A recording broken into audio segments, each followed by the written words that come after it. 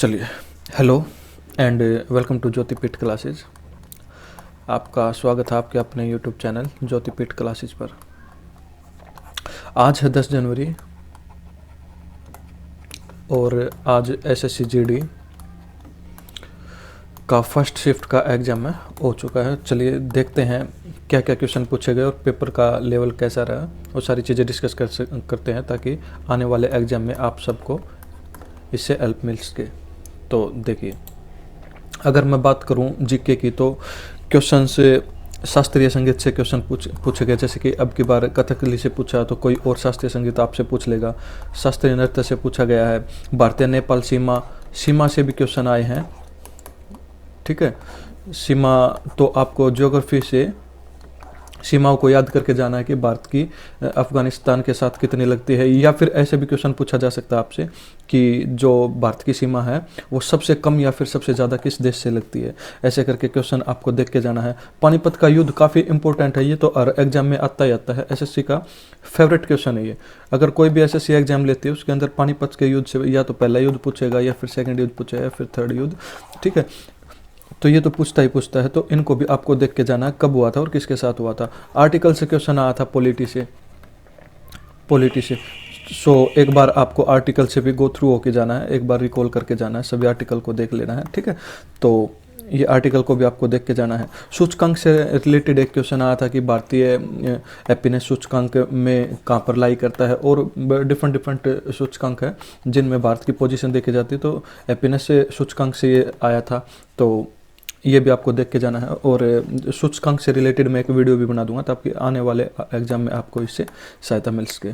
चलिए, अगर मैं बात करूँ और क्वेश्चंस की तो एक ये बुद्ध का उपदेश से भी क्वेश्चन आया, मतलब महात्मा बुद्ध से भी क्वेश्चन आया है।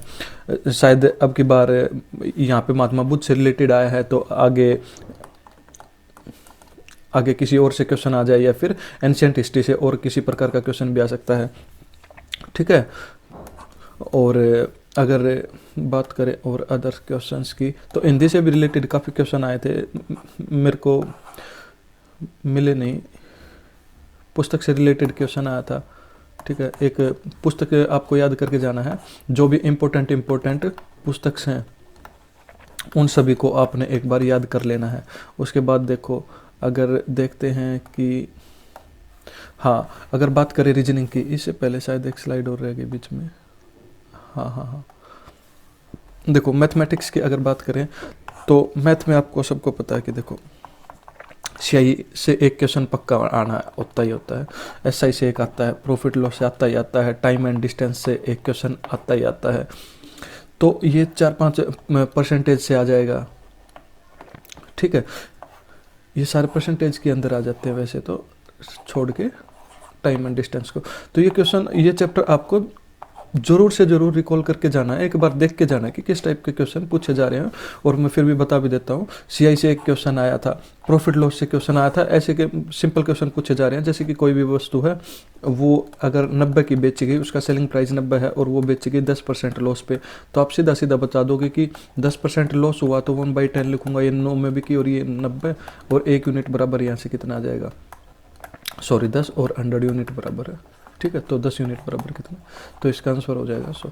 ठीक है, इस प्रकार के सिंपल क्वेश्चन पूछे जा रहे हैं, सिर्फ 1 लाइन के क्वेश्चन है। ठीक है, और देखो ये सेलिंग प्राइस यहाँ पे गिवन है, ये क्वेश्चन एग्जैक्ट आया था 1770 है और 10% इसमें लॉस हुआ। तो आप सभी भी देख सकते हो कि 13 में 17 होते हैं, तो सीधा सीधा इसका आंसर 1300 लगा भी सकते हैं, जिसको अगर 13 का टेबल याद होगी तो। ठीक है, सीआई एसआई से ये क्वेश्चन आया, सीआई और एसआई का डिफरेंस पूछ लिया और टाइम था कितना, 2 वर्ष। 2 वर्ष आपसे टाइम दे दिया और इसका डिफरेंस पूछ लिया, और रेडियस कितनी दे रखी है, 10। चलो इसको एक बार देखते भी हैं, यहाँ पे निकालते हैं।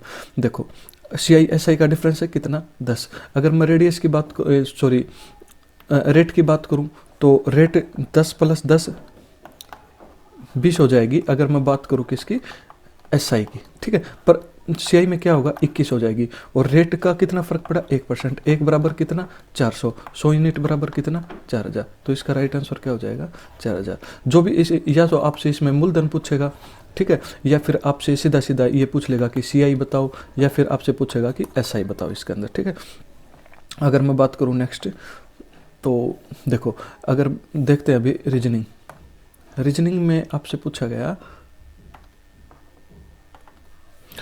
रीजनिंग में देखो, रीजनिंग में ये सीरीज आई, ये एनालॉजी आई, देखो 35 और ये 6 दे रखा है और यहाँ पे दे रखा है 63 और यहाँ पे 8, ठीक है, यहाँ पे दे रखा है 8। यहाँ से देखो आप 6 6 36 और इसका स्केयर से हमने एक लेस कर दिया तो ये कितना हो गया 35। इसी तरह इसका अगर यहाँ पे आप देखोगे तो 8 8 64 और एक इसका राइट आंसर क्या हो जाएगा 8, तो राइट आंसर आप लगा दोगे इसका 8, ठीक है। ये क्वेश्चन आया। एक ब्लड रिलेशन से क्वेश्चन आ रहा है कि जो सीमा है रवीना उसकी माँ है और रवीना का पुत्र राम है, ऐसे ऐसे करके फिर पूछ लेगा कि राम का सीमा से क्या संबंध है। इस प्रकार के क्वेश्चन, सिंपल सिंपल क्वेश्चन आपसे ब्लड रिलेशन के पूछे जा रहे हैं।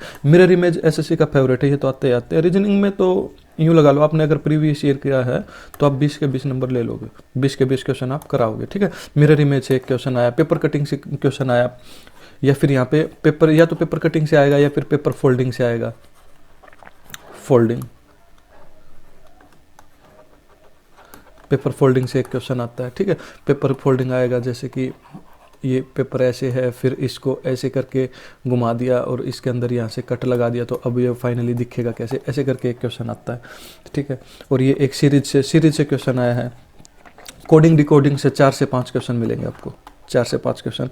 डाइस का क्वेश्चन आया है, डाइस में आपसे पूछ लेगा कि दे देगा कि ऐसे करके यहाँ पे एस है, यहाँ पे पी है, यहाँ पे कुछ है, और एक और आपको सेम डाइस देगा और वहाँ से आपको ये दे देगा और आपको फिर बताना होता है कि एस के अपोजिट में क्या होगा।